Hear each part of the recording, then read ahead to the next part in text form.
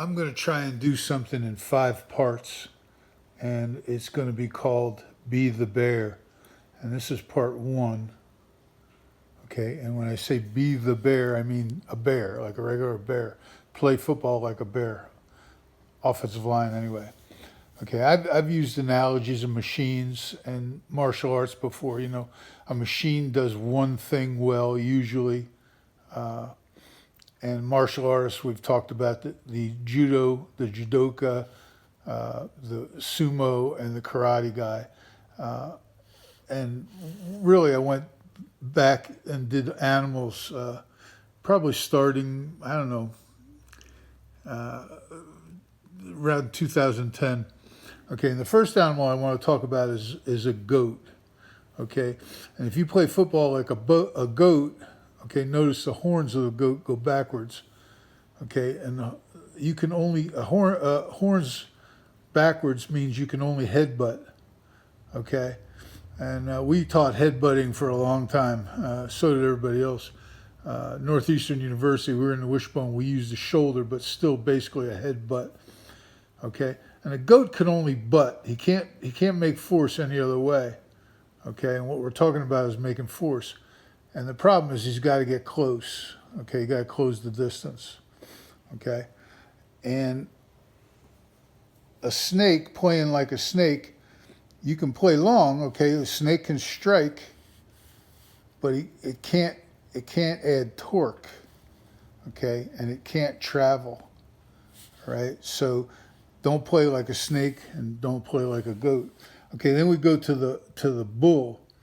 Well, the bull has got horns pointed forwards, and he can headbutt you, and he can torque you, and he can travel. He can chase you around. The problem is he's got to be facing you in order to do these things. There's no translation. He can't make force sideways. Okay, he's got to be facing you. So we really didn't want to play.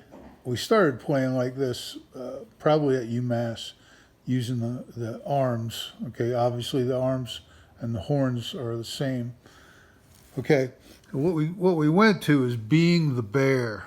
Okay, now the bear can certainly run and butt into you. He can hit you with anything. Okay, you can push with anything. You can push with your knees if you want to. Okay, so he can push, pull, and torque.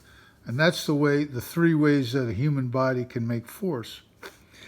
He can play on 2 legs or he can play on 4 legs. In other words, he can condense, he can get right down to it. Okay, he can lower his center of gravity. Okay, plus his paws, he can pronate and supinate.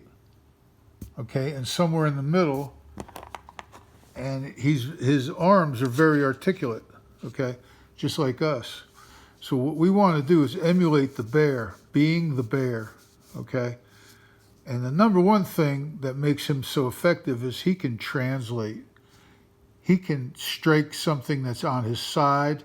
He can make force sideways. He is much more versatile than these 3 animals. Okay, so we want to be the bear. Be the bear. That's why we train the kids.